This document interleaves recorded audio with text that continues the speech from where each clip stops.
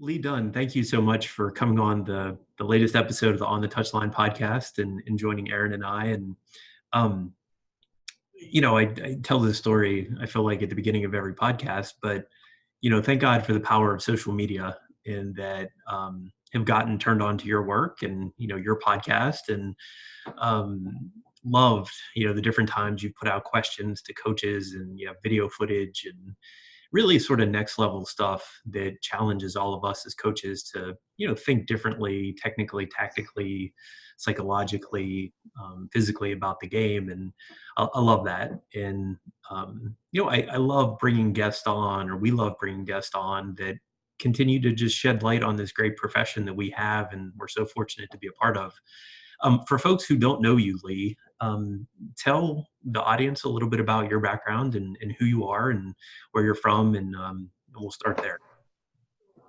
Sure. So I really appreciate this. It's super interesting to be on the other end of being interviewed for once, which I think it's almost nerve-wracking to be on this side of, oh my goodness, what question's going to come next or what's expected of me. But my name is Lee Dunne. I, of course, as you can hear, from the UK, I've lived in the US almost 10 years, fortunately on the West Coast.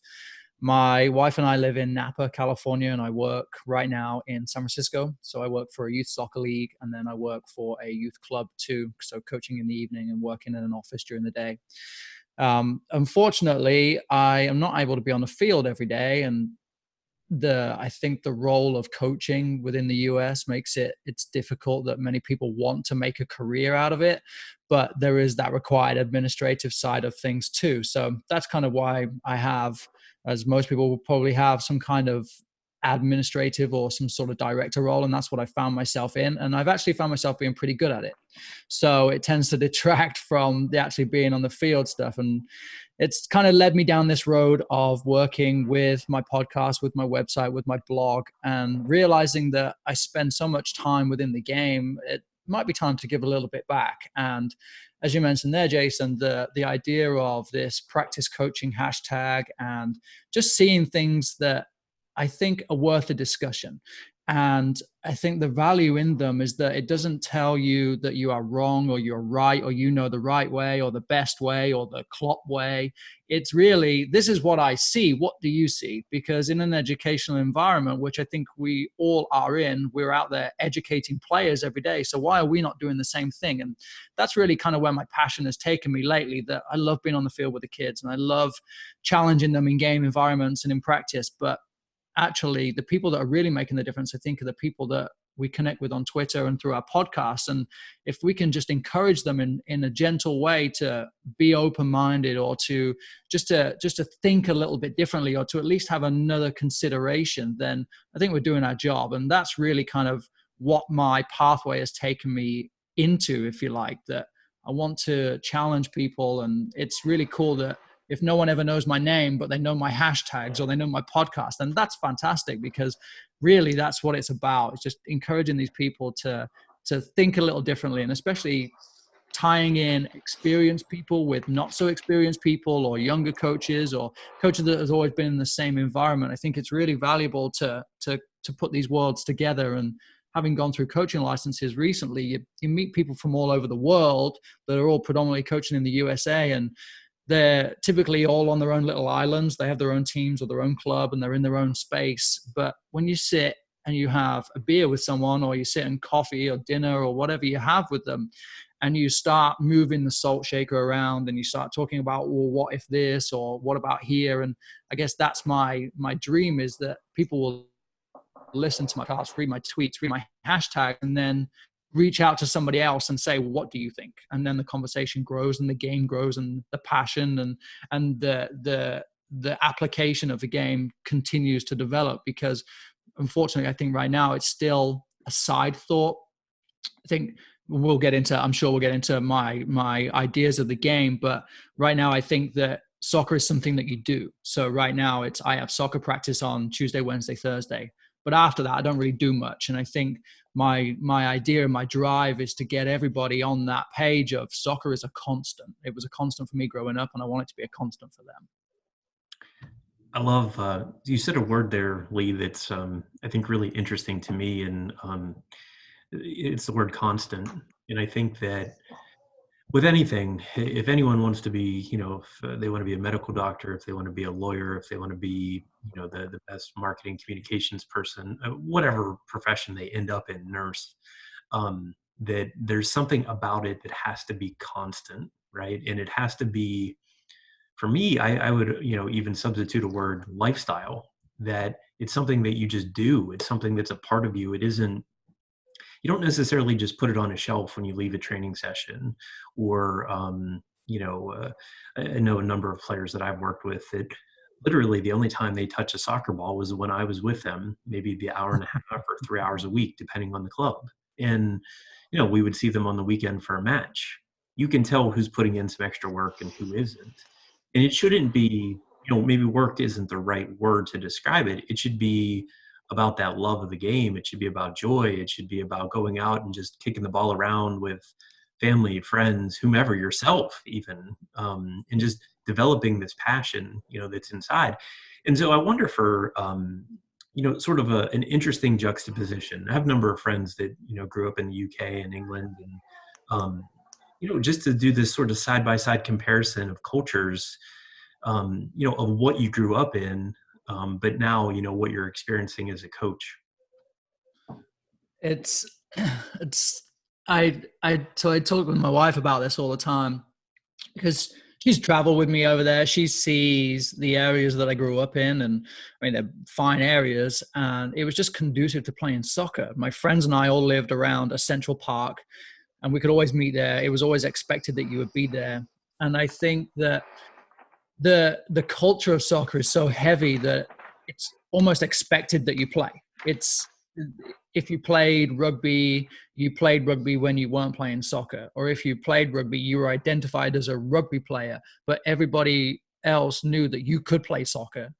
And when I feel like when that was part of your environment, it's accepted that you play. It's not I have practice today, so I'm going to play today.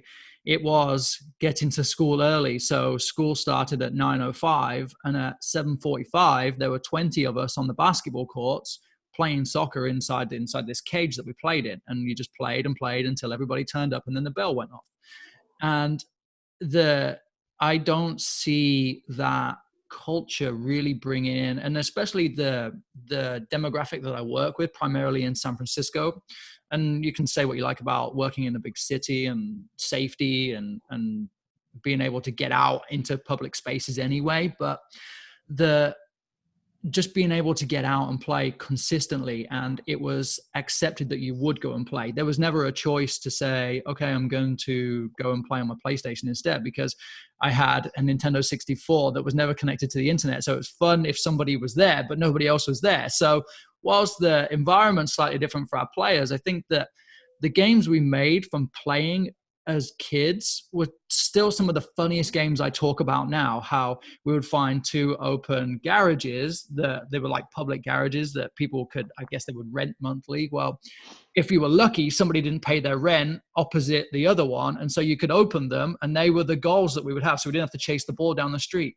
Or the old changing rooms on our park had different shape, for some reason had different shaped windows, and they were like a perspex glass. So if you hit the window, you got a certain amount of points, and it was the first to a certain amount of points. Like, we just made games up, but it was all about playing with the ball. And I think that the kids I work with now, if I gave them a ball and took them out to a field, they would make games up. They're still kids. They are still able to do the same thing. They'll still create even funnier games than what we created as kids, but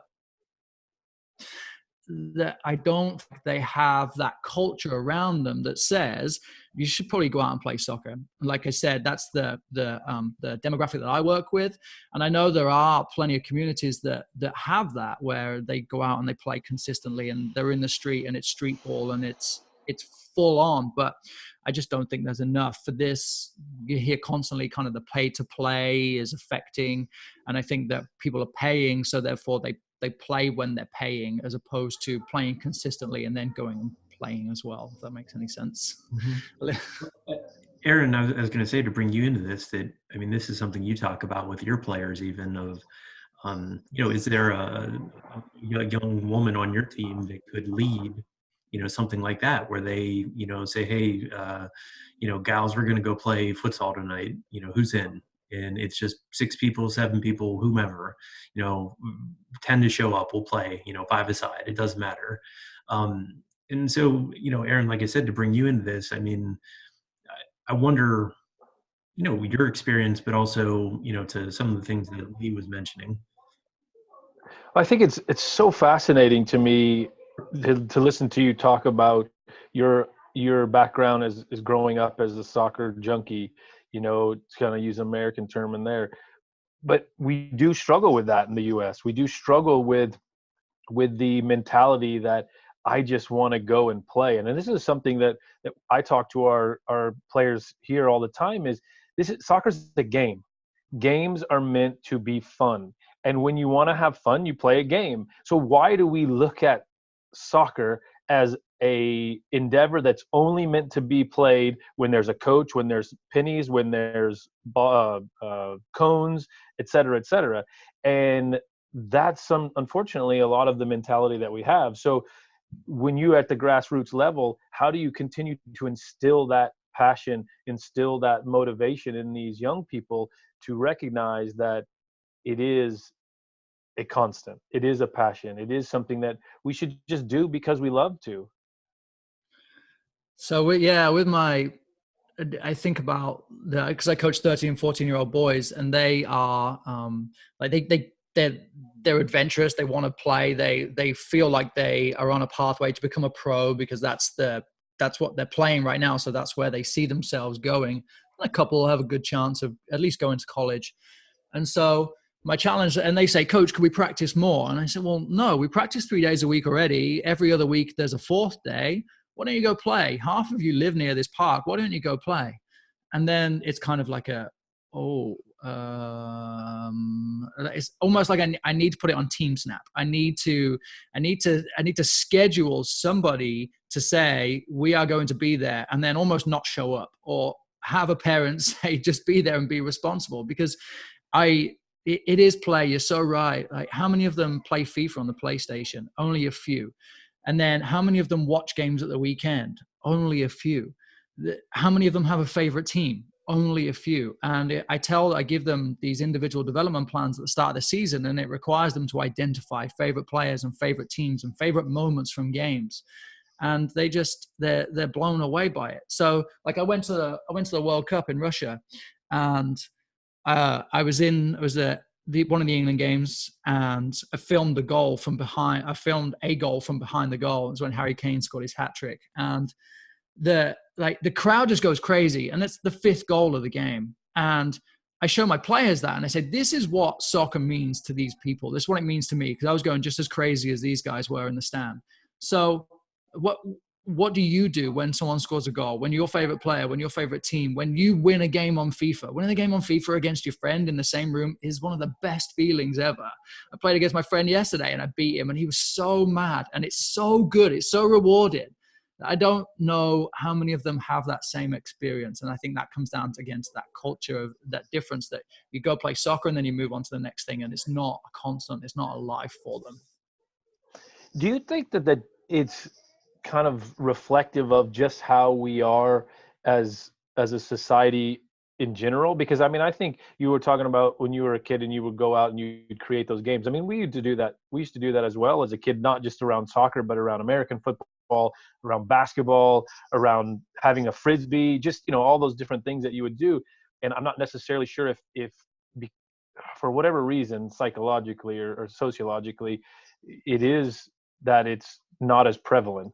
And how do we get back to creating those environments and creating that passion? Because I keep looking at our players, and I want to walk this thin line of making them do something as opposed to them intrinsically having that passion to want to do it. And so, chicken and the egg argument: do we make them so they want to do it, or do we find the people that have that passion? I don't know. I still am on this lifelong journey to figure out how to motivate and how to encourage, but also get people bring out the passion inside of them, you know? Yeah, completely. And I listened to a podcast recently. I can't remember the name of it or the guy, and I'm doing him a disservice, but it was about creating safe play spaces. And so the whole idea that it takes a village to raise a person. And in this community on the peninsula in San Francisco, I think it was Menlo Park maybe, where this guy had just basically made it his passion and his goal to make the neighborhood a play space.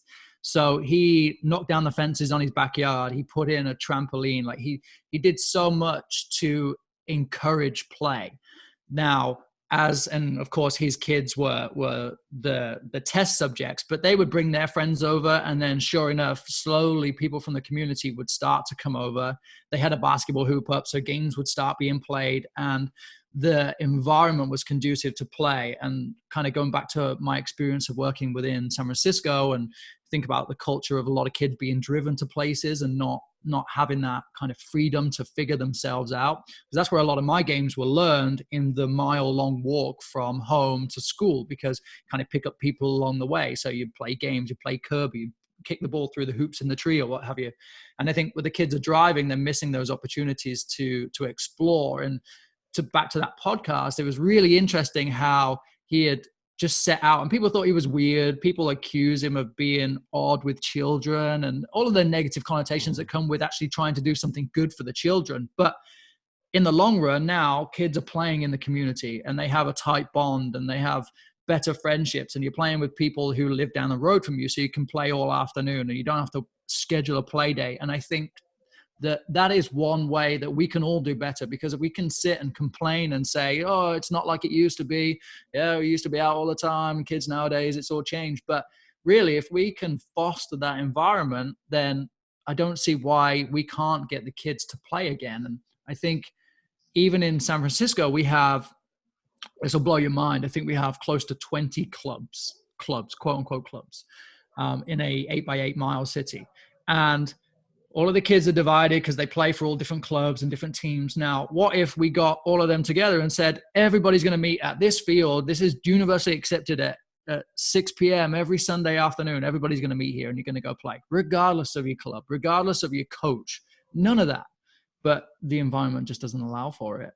Whether that's because nobody's ever tried it or nobody ever showed up, so they gave up, I don't know. But that's one of those kind of accepted things, and I don't think we should be accepting that type of thing.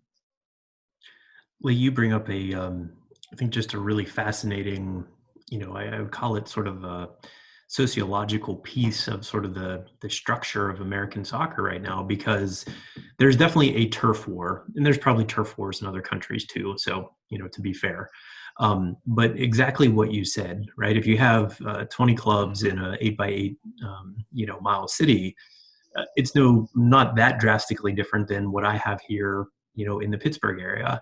Yet, instead of all of us leading with the idea that, football or soccer really is why we're here, that is what needs to drive everything.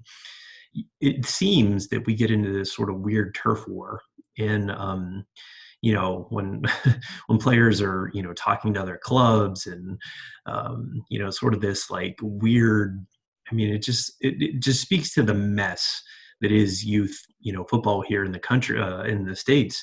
And I've seen it. I mean, it is truly, in my experience, the worst of the worst. When, there's a kid that I coached that, a high school player that, I mean, he told me the number of clubs that he played for. And I mean, we're talking like 4 or 5 over the course of a footballing career. And and he just came right out and said it. He said, Coach, he goes, I would shop around after every season. And I mean, to me, that's insane, right? Instead of all of us, like, again, it may sound sort of the football romantic and all of us talking, but coming together to say, no, football should really lead. That is the thing. That is the common thread that brings all of us together. Why not schedule something, or whatever? So I don't know. I would love, I mean, I think it's a great idea. And, I would love to see something like that here locally for me and, whatever. So yeah, I think it takes a leader. That's what, after kind of numerous conversations like this, that it's going to take somebody or some people to collaborate and say this is now accepted. This is now going to be our pickup time, whether Mm-hmm. you're young or old or what have you, parents. This is our time. And I think we don't like the schedule. We like the kind of impulsive play idea, but I think from that will grow the passion and the support to be free and play. But I think we have to find a middle ground to get there. Yeah. So, switch gears a little bit. Tell me how you envision the game being played. What is your philosophy or a style of play that you would like your teams to look like when they're out on the pitch? That's I don't know. That changes all the time. It changes every game.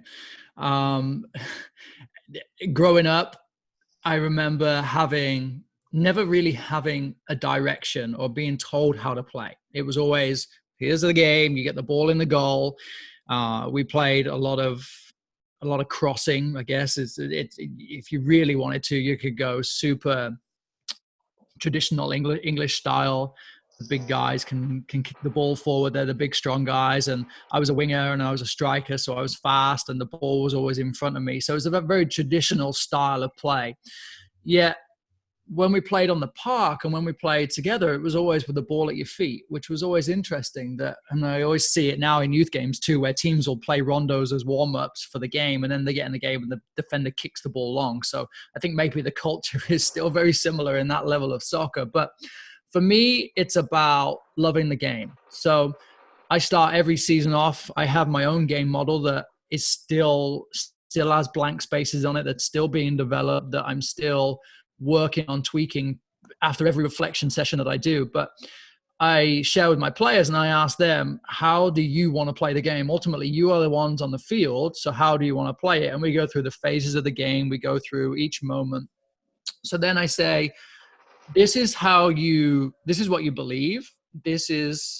Most of them are shaped by me anyway over the last couple of years. So they're kind of like my pets. I give them the stage first and foremost because it matches my model anyway. But I say, okay, so you believe in playing out of the back. Okay. Why do you want to do that? I challenge them on why all the time, so that then they will believe in what's being asked of them. So they come to the game and they're 1-0 down, but they still believe in what they said. So they have ownership over it. So part of my philosophy is about making it about those players, because I can be flexible from the sideline in saying the ball's got to go long because we've got to win this game, or we're going to continue to play because this team's really good, so we might as well get something out of this. I can be flexible on the sideline. That's not a problem. But my players, I want them to believe in what they're doing, and I want them to be shaped in a way that they can go on to college, they can go on to the pros, they can go to any other team and be flexible enough to be able to play however they are asked to. So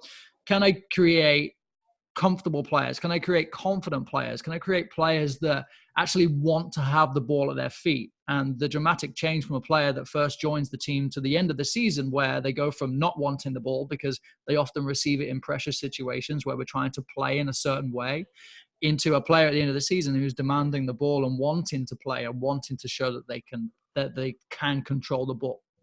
So for me, it's about maintaining possession. It's about dominating the game, but dominating in a way that the players are comfortable in doing, that they have fun with the ball, that they, as I said, believe in what they're doing, but they do it to an extent that I feel like I give them an answer. So, for example, we have the ball on left back has the ball. Number 3 has the ball. We just played out to him. It's just before the halfway line. The way the game model is set up and the way I challenge the players, that player should have 2 or 3 options. So he knows what to do. He has a choice to make. And I feel like giving them the answers, regardless of whatever the answer is, depending on the opponent or the team I'm working with, they have an answer.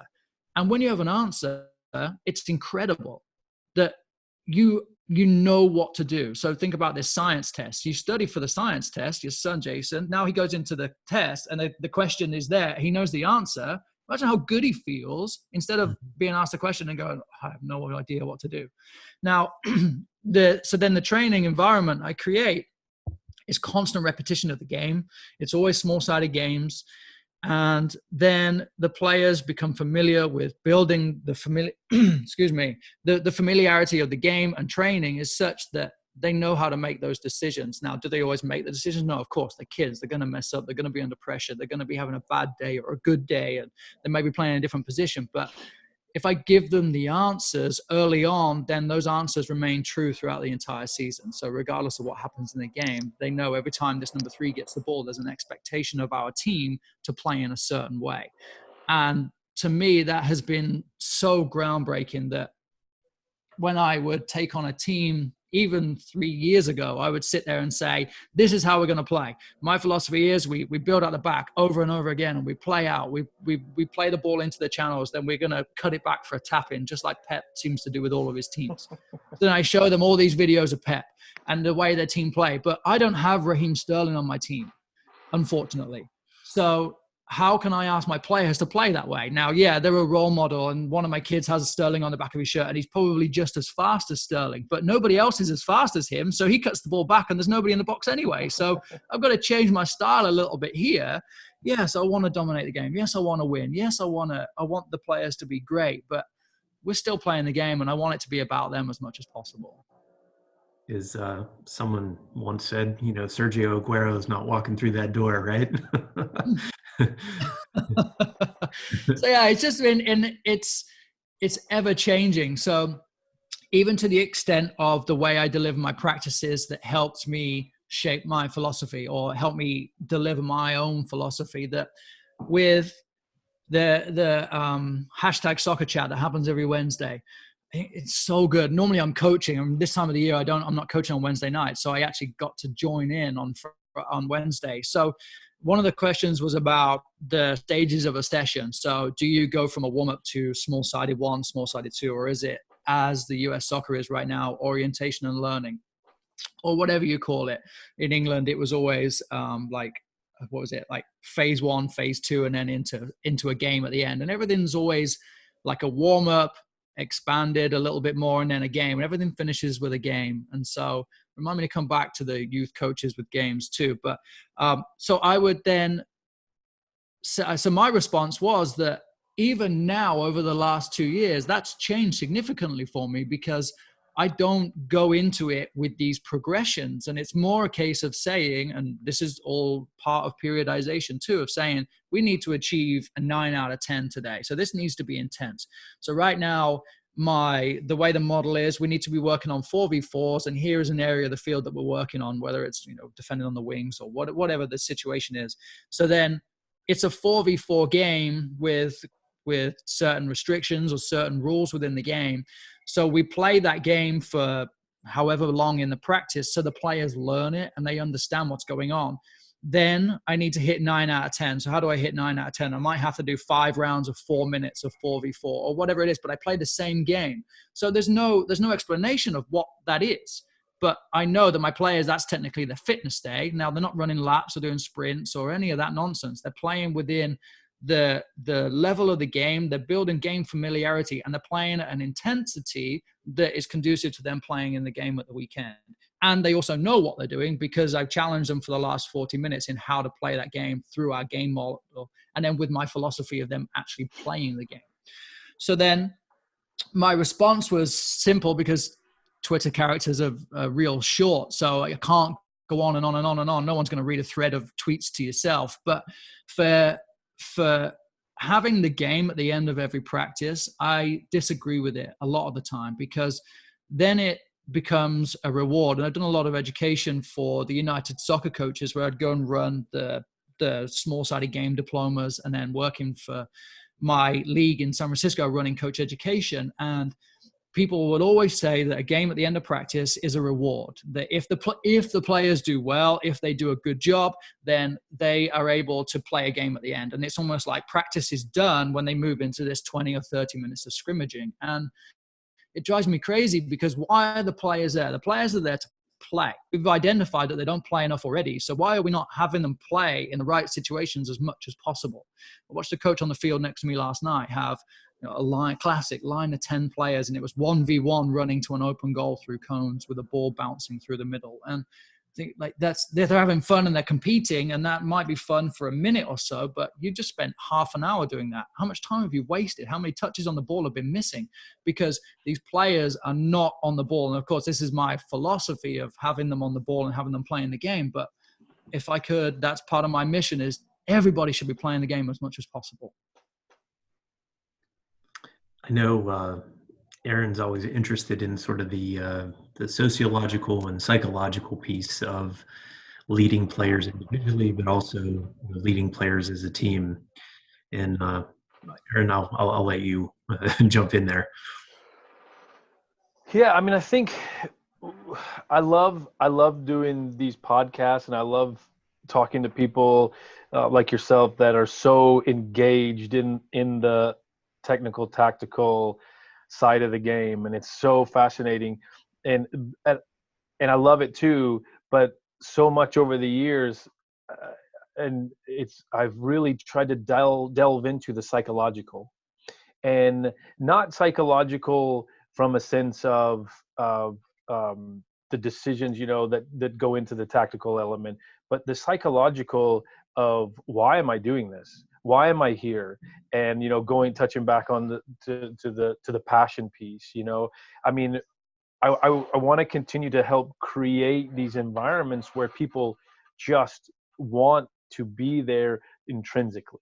And so when we create our training sessions, are we creating them where they are enjoying the opportunity? And I think you probably are right in the sense that when it's 1v1 with 10 people just watching, are they enjoying that environment? Are they wanting to come back the next day?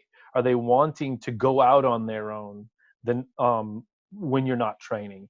Right. And I feel like at the collegiate level, are our players being prepared for that mental grind? And that mental grind becomes a lot easier when you enjoy it, when you Completely. find the joy in it. And, again, what are the little elements that you add in to the technical, tactical, and maybe even the physical side of things? And I think just to segue slightly, the physical aspect of it, what you said about the fitness element of the sessions is exactly what we do. I mean, I talk to our players all the time, and I ask them, how many times have we run sprints? How many times have we done things like that without the ball? And they think, oh, you know what? We don't, because everything that we do, even here, when our seasons are so short and compact, is all game based, and they gain everything that they need out of it. And I think that's awesome that you continue to prepare the young people in that same way. So I guess, and again, that is fun, right? They would Absolutely. rather play Yeah. than run, and whatever you want to call it, disguise fitness or whatever, they're gaining what you want to get out of it. And um, do you think on those uh, terms as well, on how to create it to make it enjoyable, but to get something out of it from all the different elements of the game? As much as possible, yeah. And I tie it to my philosophy as much as possible in having the players playing and having them enjoying what they're doing. So going back to our kind of preseason, this is our focus, and we'll hold team meetings periodically and say, well, now we're moving through our phases. So we've spent 4 weeks, 6 weeks in attack. And of course that's still working in defense, but now we're going to flip it. And so we're going to have a team meeting about the way we want to defend. So they have ownership. And when they own it, I feel like they're more brought into it. So then, excuse me. So then they now feel like they belong and they have control over what we're working on.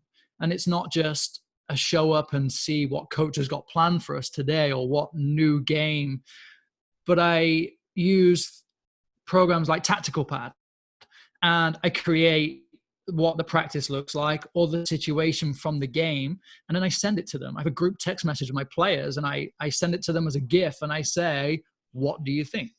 or I use video analysis and I show them, look at how good we were here, look at how much we need to improve. So if you're in this for the right reasons, which I believe you are because you're on my team, then collectively we're going to improve in this. So they are almost assistant coaches with me because I will use them and say, what do you see here? What do you think here? And of course, I think I already have the answers. And every now and then I get a gem of information from them where I think, I didn't see that. But when I ask them, now their game IQ is improving too. And if they miss the point, then the question of guided discovery comes in and I say, well, what about this? What do you see here? And then it shapes the practice anyway to what we were going to work on. But now they are fully brought into what's going on as opposed to showing up, running a couple laps, dribbling through some cones and then playing the game, which many people believe is a soccer practice. And it's just not. So the psyche side of it's so important. I give all my players a nickname and then they all call each other by nicknames. That's very much the English side of me. Everyone has a nickname. Typically it's a shorter name with a Y on the end. So my nickname growing up was Dunne. That was it. Shocking. Jason, yeah, right. Jason, I'm going to call you Broady probably. That'd be your street name. Oh yeah. Rogers, I don't know about you, man. It's A-Rod. Yeah, it would be A-Rod, yeah. Yeah. Based on that skit, I have an Aaron in my team and they call him A-Rod. Yeah.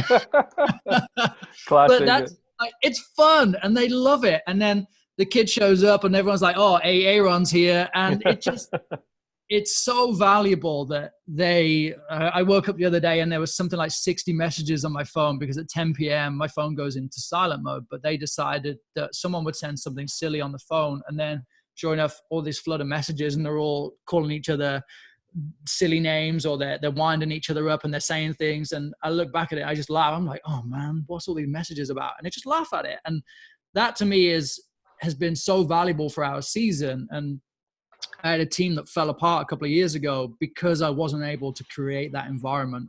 The players were all understood what was going on. I followed the same steps, but I wasn't able to get them to gel in a way that made it safe for them to call each other names or to call each other nicknames or to poke fun at each other and challenge each other. And everything turned into a bit of a fight and it all fell apart. So I've learned a lot on that to really apply myself in terms of this psychological side and this social aspect, because it makes or breaks a team. You look at the way Liverpool are playing and players in the team have said that they've never played in such a joined up feeling environment, in such a winning mentality, in such an environment that everybody says they are playing for the same reason. Now, if you can get 22 guys to play that way, professional athletes, we should be able to do it with kids who are playing the game because they think they want to be professionals. Two things that I took away from what you said, it's not rocket science, but it is rocket science, is ownership and relationship.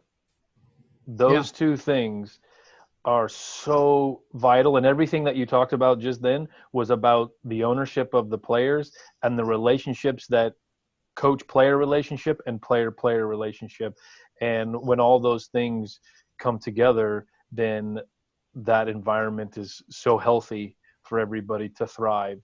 And I think that's what we're trying to do. We're trying to create an environment that the players can thrive in. And, and I tell our players all the time that I'm here, this is your program. I'm here to create the environment that you all thrive in. I'm here to guide you. I'm here to help you and mentor you. But it all comes down to your ownership of the program and the relationships that you create with each other and with the staff. And so again, it's just like coaching in general, like technical, tactical stuff. So many people throw out things on social media, and you're like, well, that's pretty basic. But that's what soccer is. It's a basic game. It can be a basic game, and we don't need to overcomplicate many aspects of it. And so you think you do it, but you think, well, am I doing the right things? Well, yeah, you're doing the right things if you're doing the right things, and then again, from the psychosocial aspect of it, relationships and ownership. But how do you continue to foster that? lead not bad when you have guys like Bobby Firmino and Mo Salah coming off the bench uh, in a Merseyside derby against my Everton squad. What a I didn't bloodbath! want to bring up Everton. We'll leave that one alone. Yeah, yeah. I get ribbed all the time with the guys. I work with a lot of English guys at the club I'm working at now, and um, some of them are Liverpool supporters. Um, I actually have a pretty wide range of The clubs, smart ones are. but they like to give me a hard time. They're like, of all the clubs, that you could have picked, you picked that one. No. But my team growing up is Coventry City, and I think we're fifth or sixth right now in League One. We were in the Premier League for a long time, and then it was a nice downward spiral. Right now, we're not even playing in our own stadium because of the dispute between the ownership of the club, which everybody wants to kick them out of ownership of the club, but they won't sell the club. And then the council of Coventry are against them because they're trying to sue them, so they won't let them play in the stadium that's in Coventry. And like, this is for me growing up, we used to go over. I actually have another picture here too. This is our stadium, and it's gone now, but it when I used to go there with my friends. Everybody had a season ticket, and you knew the same people in the stadium. They even the guy in the corner shop outside the stadium. We were 14. He used to give us a bacon roll and a can of beer before every game, because that was just like, hey lads, go on, like, be good, stand outside the shop, or have your can of beer and get in the stadium. And that was every Saturday when they played at home, and that was my life. That was my culture. Do I want my 14-year-old drinking right now? No. When I look back at myself, I go with my dad, and the guy's like, "Oh, hey, Lee." And the dad's like, "How do you know that guy?" Oh, I don't know. Just recognizes me. But with my players, if I can get them into this idea of that the game is, and the environment is not about me, and kind of find this a lot where kids and parents and teams only want to play for a certain coach, or if you have some sort of conflict and you can't be there, then it's almost world ending that, oh Mhm. my goodness, we can't play because coach isn't there. And then I try and set my teams up that they know what they're doing. They don't need me there. They can almost make their own subs. They can almost make their own adjustments on the fly. And then to revisit something about the psych side too, you think about the UConn basketball coach, Gino. Yeah. I remember watching a video of him saying that it's expected, or it's a given, that you show up and you try, that you're giving your best. And I can't remember the exact wording of it, but that goes without saying. I'm not here to motivate you. I'm here to help you become a better player. And whilst that is true of how I feel about my environment, players still come and they're still in various moods. Sometimes they have a bad day, they have a good day, and sometimes they need a little kick up the butt or a little arm around them. But the expectation is that they come to play. So when they come to play, I'm able to challenge them in various ways within our practice. And I think that's really important, to set that standard with them, that I don't have to expect anything from them. And to go back to sharing the material that I do with them, I say to them, this is our practice 4v4, whatever it is. And then I tell them, today we need to hit 9 out of 10. And it doesn't mean that you're going to be like, whew, coach, I'm at a 9 already. I should probably ease off here. This is a challenge for you, because it's already accepted that you're going to do the best that you can and you're going to apply yourself in the best way. Now, today, I just need you to get to a 9. And actually tomorrow is only a 6, because it's an organizational day. So we have a game on Saturday and we have a Thursday night practice. We're going to take it a little easier because Wednesday was really hard. And then one of the players is like, coach, I really like that today was a little easier. Well, you're still using your brain. You're just not running as hard. So we still get you to the 6 in another way. And I feel like the players appreciate knowing what's going on. And it's something I encourage all coaches to do when they talk about their philosophy or their style or their model. I ask everybody, do your players know that? Could your players tell that to the next person? Could they, when I take over a team or a group of players or a new player, and I ask them, what did you do when you were in the defensive third defending last year? What were you doing in these moments? What were you doing in these phases of the game?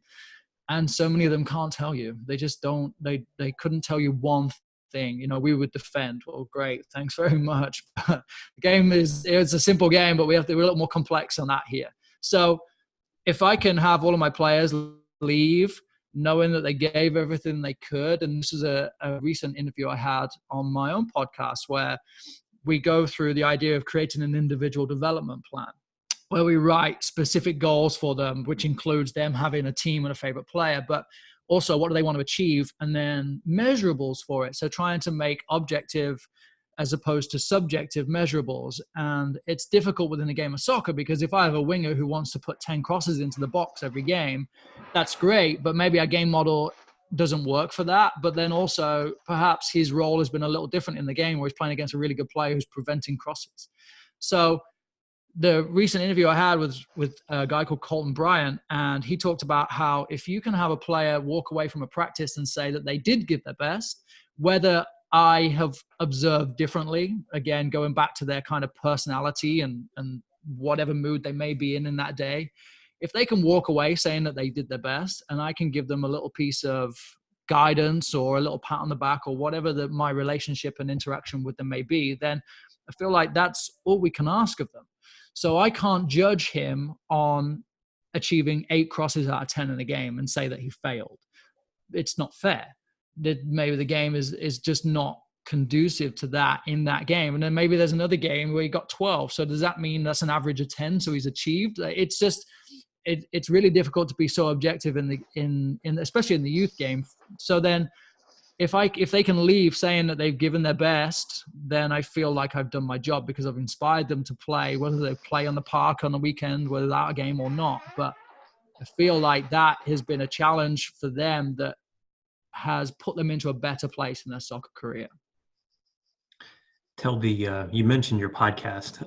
Tell the audience a little bit about your show and maybe what the direction you're trying to take your show in or what it's been about thus far. Sure, yeah. So I appreciate that. It's Heads and Volleys. So the idea of it, again, that was a game we used to play. I don't know if either of you two have ever played Heads and Volleys.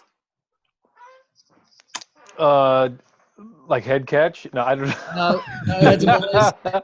I was going to say, I don't think I have. Oh man. So Heads and Volleys is a game we used to play. We have one goal and the group of players. You can play with 3 players. You play with however I've played with 20 before. But so there's a goalie in goal. There are at least 2 players on the field, and you can only score from a head or a volley. So it's everybody against the goalkeeper.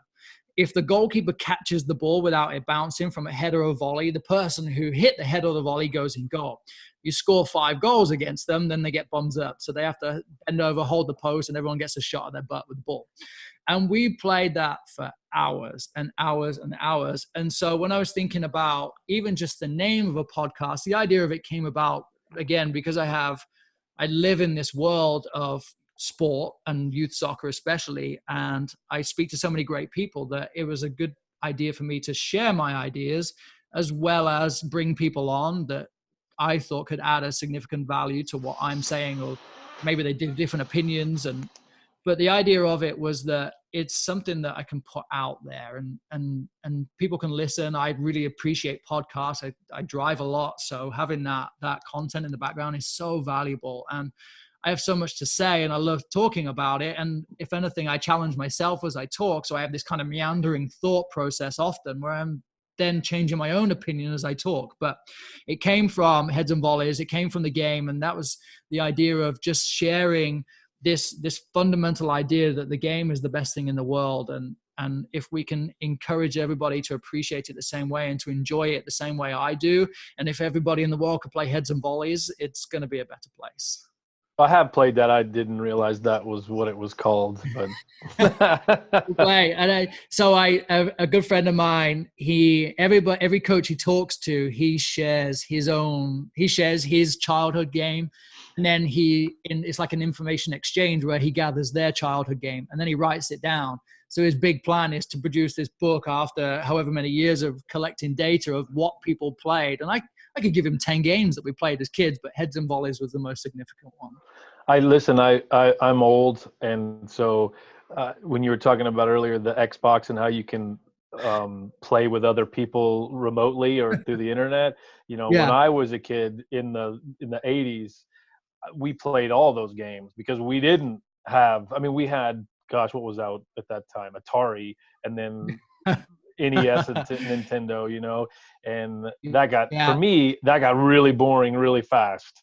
And so we were always playing all those different kind of games like that, and just enjoying that opportunity. But listen, I have a 13-year-old son, and he plays soccer, but just the motivation to get him to not want to play FIFA. I mean, he plays FIFA and he loves FIFA and that's his game, but to get him outside and to go play real soccer Yes. too Yeah. sometimes is a challenge, but hence the world we live in.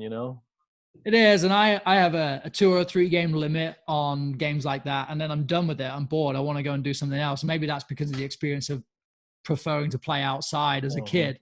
I wish that we could set that switch in our kids and say, after 3 games, you're going to have had enough, so we're going to do something else. But it is, again, back to the psychosocial thing.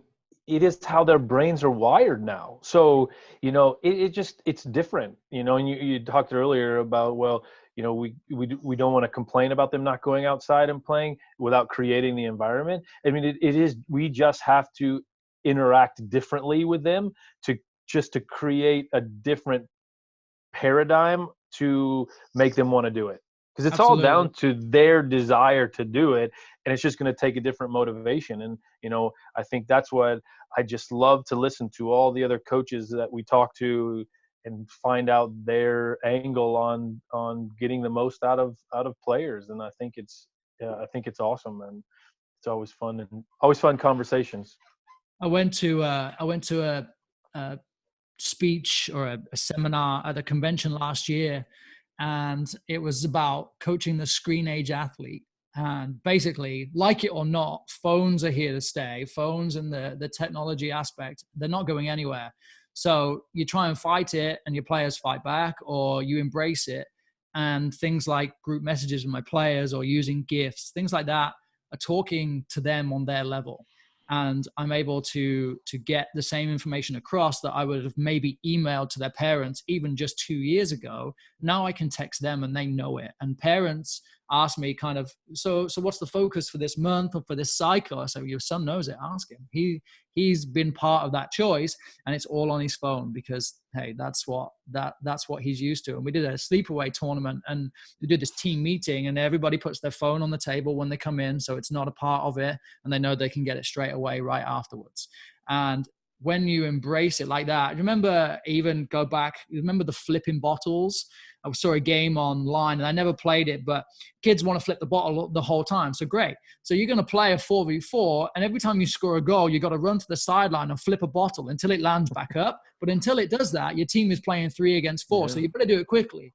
And then you embrace it, and now suddenly you're talking on their length. So now they're actually practicing for a reason, because when they come to practice, they're going to do it. You do it once or twice and they love it, and they want to bring it. So every now and then I'll bring it back. Say, hey guys, remember that game? Here's away we go. And it just speaks to them on their level. And I think if we don't do that, it's an ignorance, and that's a choice. And I don't think we're serving our players best if we do that. I think Good that's game though. I like that game. the one constant of coaching, that if you're not evolving and developing and just trying to get better at this craft, we talk about the art and science of coaching all the time. You're probably falling behind, and it's exactly what you said, Lee. It's about embracing players where they're at and what they're into, and and if we don't, we're going to be like dinosaurs. We'll be the game will pass us by, players will pass us by, and we'll be watching from the sidelines. So Absolutely. Lee, if people want to connect with you and follow along the your podcast and on social media, what are some of the best ways that they can reach out to you? Find me on Twitter. I'm pretty active at Lee Dunne Soccer, and then the same handle for Instagram. My beautiful wife, Jess, is my photographer for games too. And I guess my kind of final note will be that often, and I struggle with this early on too, of separating kind of family and soccer. So having brought the two together is so rewarding. And we don't have a child, so weekends would be me traveling and coaching, and Jess staying at home and kind of waiting for me to get home. And then I'm tired, and we may go out, we may not, and a weekend is gone. And so for us, it's been a large part of incorporating her. So she has a purpose. She gets to take pictures.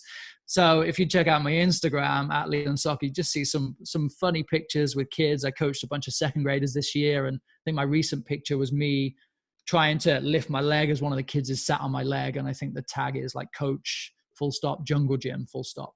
And so incorporating my wife and everything I do has been almost revolutionary. You talk about having answers. That's an answer that every coach needs, that you don't separate the two. If you can incorporate them. She loves it. She supports me. She wants to be a part of everything I do. So why not bring her along to the games? And then the parents like her and they don't shout at me as much because my wife's there. So I feel bad. Excellent tactic. Excellent. So yeah, my Instagram is filled with pictures that she takes, and then my Twitter is at Lead on Soccer. You can check me out on my website, leadonsoccer.com. There's a blog on there. I'm working on some material right now that kind of encompasses everything that I've gone through with the A and B license over the last 2 years. I did a quick summary on the cost of everything. With flights from the Bay Area out to Kansas City 6 times and the cost of the course and stuff, it's just over $11,000 it costs for the A and the B license, with travel, with the course cost and everything else that comes along with it. And it's over 400 hours that I just put into the last 2 years. So my current kind of plan is my current working is to create some content that people can almost rip from me, the experience that I've gone through, and some of the subjects I'll put out there that people can start taking their own version of those licenses. But I know that that's not feasible for so many people. And I was fortunate enough to have it sponsored, a lot of it, by my club and by my league. But I don't know how many people can afford 400 hours and $11,000 over 2 years. It's insane. It's so valuable, but it's insane. So if I can share that material with people, I'm all about it. So check me out on leadonsoccer.com. Good stuff. Well, Lee Dunne, thank you so much for coming on the latest episode of the On the Touchline podcast, and really enjoyable conversation. Thank you so much. We really appreciate it. Absolutely. Yeah. Thank you guys. Thank you very much. Thank you.